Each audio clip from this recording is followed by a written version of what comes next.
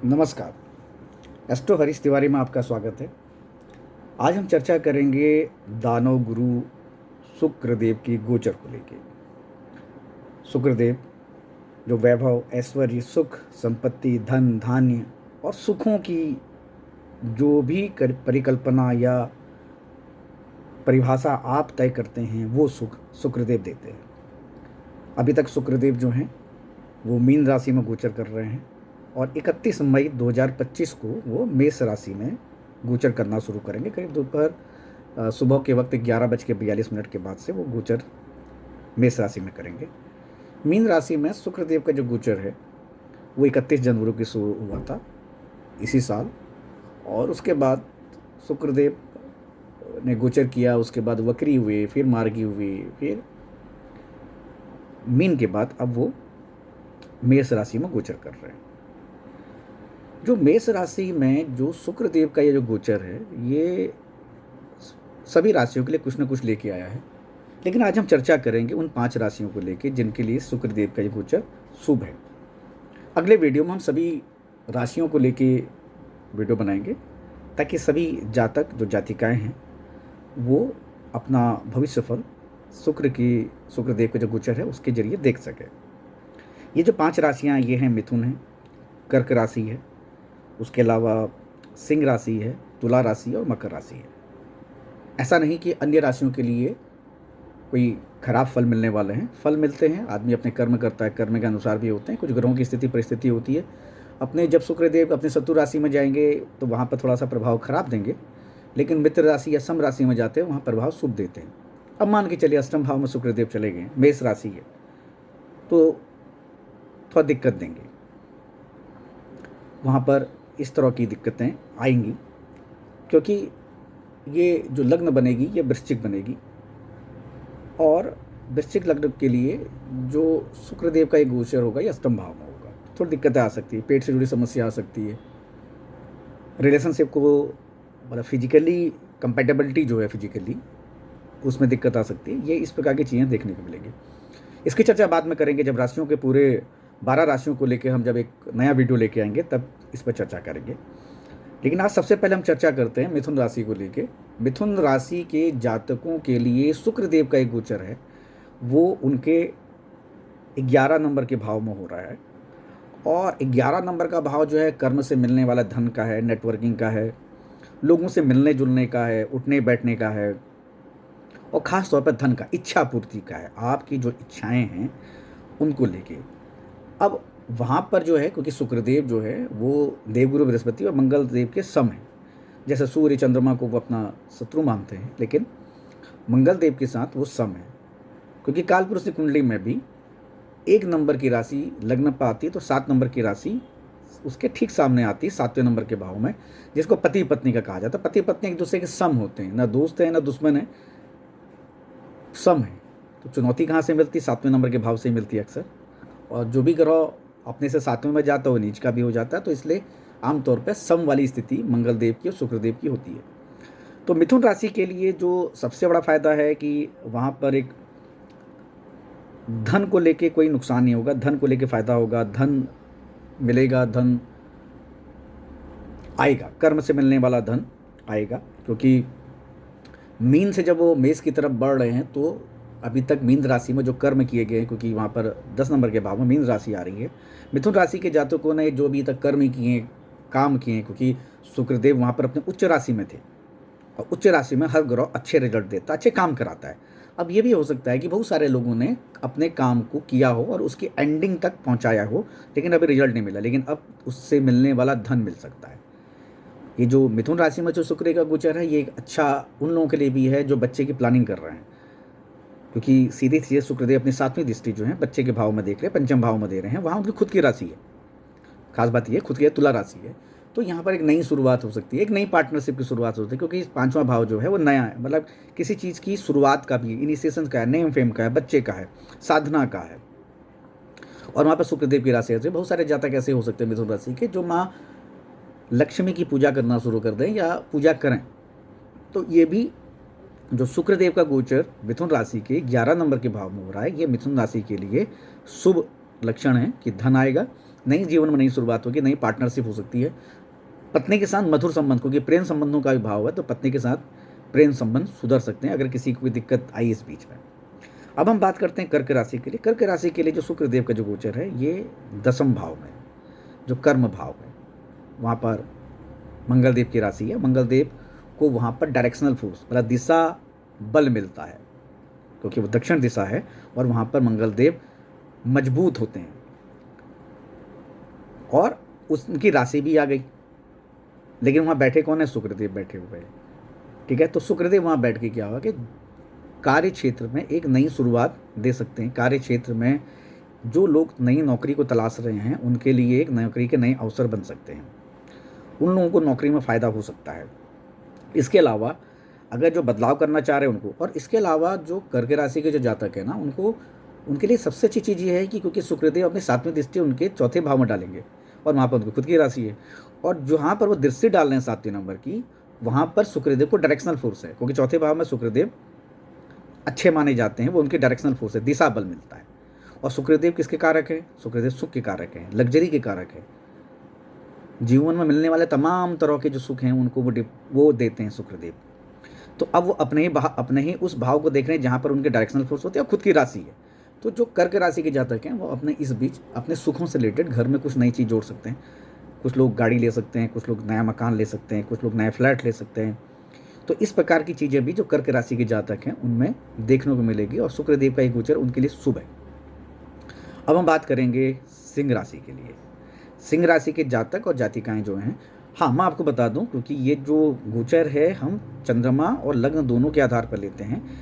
ये देखना पड़ेगा कि किसकी लग्न मजबूत है, किसी की राशि मजबूत है, क्योंकि गोचर आमतौर पर जिसके चंद्रमा मजबूत होते हैं उनके हम चंद्र कुंडली के आधार पर लेते हैं, और जिनके लग्न मजबूत है उस लग्न के आधार पर लेते हैं, क्योंकि दोनों ही एक दूसरे के पूरक हैं। तो हम बात कर रहे थे सिंह राशि के। सिंह राशि के जातकों के लिए जो शुक्रदेव का गोचर है ये 9वें भाव में है, जो धन भाव है, धान्य भाव है, सुख भाव है, धर्म भाव है, लंबी दूरी की यात्राओं का भाव है, पिता का भाव है, ससुराल से मिलने वाले धन का भी भाव है। अष्टम, ऐसा कोई धन जिसके लिए आपने मेहनत ना की हो, उससे मिलने वाले जो लाभ हैं, उससे मिलने वाले लाभ का भी ये भाव है। तो शुक्रदेव गोचर कर रहे हैं आपके 9वें भाव में सिंह राशि के जातकों के लिए। तो सिंह राशि के जातकों के लिए ये अच्छा समय है। यहाँ पर वो अपने धर्म से लेके, स्वास्थ्य से लेके, या धन से लिए, या पिता से जुड़ी चीज़ों को लेके भी एक नई शुरुआत कर सकते हैं। अगर पिता के साथ अगर कुछ संबंध अच्छे नहीं हैं, क्योंकि एक चीज़ है, क्योंकि ये सिंह लग्न है, और सिंह लग्न जो होती है सूर्यदेव की राशि होती है, और जो सिंह है राशि जो है वो सूर्यदेव की है, और सूर्यदेव और शुक्रदेव में आपस में थोड़ा सा रिश्ते खटास वाले हैं। 36 का आंकड़ा है, तो इसलिए थोड़ा सा ये जोड़ हो सकता है कि पिता से थोड़ा सा संबंधों को लेके दिक्कत हो, और इस बीच शायद वो संबंध सुधरें। अब शुक्रदेव का ये जो गोचर है, जो 9वें भाव में सिंह राशि, मेष राशि में हो रहा है, वहाँ से सीधे सीधे उनकी दृष्टि जो जाएगी वो भी 3 नंबर के भाव में जाएगी, और तीसरा भाव जो है वहाँ पर उनकी खुद की राशि है, पराक्रम का है।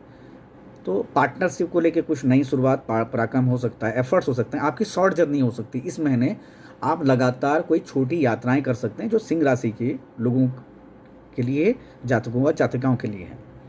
तो नई ऐसी यात्राएं, सुबह गए 1-2 दिन वहाँ रुके फिर आए, तो इस प्रकार का भी देखने को मिलेगा।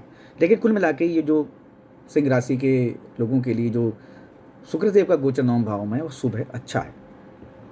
भाग्य मजबूत होगा, क्योंकि भाग्य भाव है, वहाँ पर शुक्रदेव धन देते हैं, और कुल मिला के सिंह राशि के लिए ठीक है। अब हम बातें हैं तुला राशि के लिए। तुला राशि उनकी शुक्रदेव की खुद की राशि है, और तुला राशि में शुक्रदेव का जो गोचर है वो 7वें नंबर के भाव में होगा, 7वें दृष्टि लग्न में जाएगी। तो लोग अपने आप को बनने संवरने के लिए भी काम करेंगे, क्योंकि शुक्रदेव जो है वो सुख के कारक के साथ सौंदर्य के भी कारक हैं। तो इस बीच ये हो सकता है जो तुला लगने के और राशि के जो जातक हैं वो अपने आप को नए तरीके से दुनिया के सामने लाने के लिए, या ऐसा कुछ सजने संवरने की जो चीज़ें होती है ना, कि आदमी अपने गेटअप को चेंज कर देता है, या अपने बालों को चेंज करता है, या अपने खूबसूरत दिखने के लिए बहुत सारी चीज़ें करता है, वो यहाँ देखने को मिलेगा। इसके अलावा पार्टनरशिप को लेके लाभ होगा। पार्टनरशिप के हाउस में बैठे हुए हैं वो शुक्रदेव, और पत्नी के साथ मधुर संबंध हो सकते हैं। पत्नी के साथ अगर आपके खटास रिश्ते चल रहे थे तो वहाँ पर एक नए संबंधों की शुरुआत हो सकती है, क्योंकि 1 नंबर की राशि जो है वो भी लग्न में पहले नंबर की राशि होती है, जहाँ पर किसी चीज़ को मोटिवेट किया जाता है। तो पत्नी के साथ एक नए संबंध, एक नई तरह की partnership, business partnership, professional partnership हो सकती है, पर्सनल पार्टनरशिप हो सकती है। इसके अलावा नेम फेम हो सकता है, आपको नेम फेम मिल सकता है। आप अपने बिजनेस को लेके कुछ नया इनिशिएशंस कर सकते हैं, कुछ मोटिवेशंस ला सकते हैं कि नया बिजनेस में जैसे नए आइडियाज़ होते हैं, क्योंकि हमारे जो 1 नंबर की राशि है हमारे सिर की है, तो ब्रेन में जो नए नए थॉट्स आते हैं वहाँ पर भी हैं। और क्योंकि मंगल देव जो हैं वो मेष राशि जो है वो इनिशिएशन की वो भी है, क्योंकि अग्नि है, तो अग्नि तत्व तो है वहाँ पर, तो वो चीज़ों को आगे बढ़ाती है। तो ये भी जो है, ये जो तुला राशि के जातक हैं उनके जीवन में जो पार्टनरशिप को लेके है, बिजनेस पार्टनरशिप या पर्सनल पार्टनरशिप, उसको लेके बड़ा शुभ, पत्नी से मधुर संबंध होंगे, इसमें कोई शक और संशय नहीं है। और इसके अलावा जो हम फिर अब बात करेंगे, ये हम करें मकर राशि के लिए। मकर राशि लग्न और राशि के जातकों के लिए जो शुक्र देव का जो गोचर है वो हो रहा है चौथे नंबर के भाव में। चौथे नंबर का भाव जो है वो शुक्रदेव को डायरेक्शनल फोर्स होती है वहाँ पर, तो मैं आपको पहले ही बता चुका हूँ। यहाँ पर शुक्रदेव रह के समृद्धि, घर जोड़ना, घर की नई तरह की जो सुख सुविधाएं हैं, कोई ये भी हो सकता है कि किसी कोई अपनी एक गाड़ी बदले, अपने घर की जो लग्जरी आइटम्स हैं उनको बदले। उसके अलावा कार्य क्षेत्र में 7वीं दृष्टि जाएगी तो कार्य क्षेत्र में धन लाभ होगा, कार्य क्षेत्र में नई शुरुआत हो सकती है, फायदा होगा। हाँ, कला से जुड़े हुए लोग जो हैं, जो आर्टिस्टिक लोग हैं, जो फैशन से जुड़े लोग हैं, जो कपड़े से जुड़े काम कर रहे हैं, जो पानी से जुड़ा काम कर रहे हैं, उन लोगों को फायदा होगा। शुक्रदेव के जो गोचर जो चौथे नंबर के भाव में हो रहा है मकर राशि के जातक और जातिकाओं के लिए। और क्योंकि शुक्रदेव जो है सीधे 7वीं दृष्टि डालेंगे कर्म भाव पे, वहाँ पर एक नई शुरुआत हो सकती है, क्योंकि वहाँ पर तुला राशि आ रही है। एक कार्य क्षेत्र में नई पार्टनरशिप हो सकती है। और पार्टनरशिप का कार्य क्षेत्र का मतलब जो नौकरी कर रहे हैं उनके क्या पार्टनरशिप हो सकती है, उनके लिए ये हो सकता है कि बॉस की सोच बदल जाए आपके काम को लेके, आपको लेके, क्योंकि कर्म की राशि 10 नंबर की राशि लग्न पे है। या फिर जो अभी तक चुनौतियां मिल रही थी वो चुनौतियां खत्म हो जाएं, या ऑफिस में जो नए जिनके साथ आपकी पटरी नहीं खा रही थी, जिनके साथ आपके संबंध अच्छे नहीं थे, उन लोगों के साथ अच्छे और संबंध बन जाए, नई पार्टनरशिप है, कोई कार्य क्षेत्र है, या फिर प्रोफेशनली आपको गेन। ये है मकर राशि के जातकों के लिए। और जो शुक्रदेव का गोचर है ये बहुत अच्छा, और रिश्ते अच्छे बन सकते हैं, कार्य क्षेत्र में अच्छे रिश्ते बनेंगे, ये भी अच्छी चीज़ें दिखाई दे रही हैं। ये था शुक्रदेव का जो गोचर जो 5 राशियों को लेके था, मिथुन, कर्क, सिंह, तुला और मकर। बाकी जो 12 राशियां हैं, क्योंकि अब अगला वीडियो जो आएगा पूरी 12 राशियों को लेके होगा, मेष से लेके मीन राशि तक, कि क्या नुकसान, क्या फ़ायदा, क्या हो, क्या करना चाहिए, क्या नहीं करना चाहिए। जिन राशियों को फ़ायदा हो रहा है, अगर ये 5 राशियों को जिनको फ़ायदा हो रहा है, वो शुक्रदेव के लिए और एक्टिवेट करने के लिए उनको एक चीज़ तो ये देखनी चाहिए कि शुक्रदेव का जो गोचर है, जो उनकी जो लग्न कुंडली है, वहाँ पर शुक्रदेव कहाँ बैठे हैं, कष्ट के भाव में या अपने मित्र के भाव में, स्वराशि में है, अपनी उच्च राशि में, अपनी मूल त्रिकोण राशि में है, ये देखना चाहिए। इसी आधार पर और ज़्यादा बेहतर तरीके से भविष्यवाणी की जा सकती है। और इसके अलावा अगला वीडियो फिर हम बनाएंगे, एक नया वीडियो आएगा मंगल देव के गोचर को लेके, क्योंकि मंगल देव का गोचर सिंह राशि में हो रहा है और ये 7 जून को होगा। तो बहुत सारे ऐसे जातक हैं, सिंह राशि के जातकों के लिए बहुत फ़ायदा होने वाला है मंगल देव के गोचर के लिए। तो इस वीडियो के लिए इंतज़ार करें।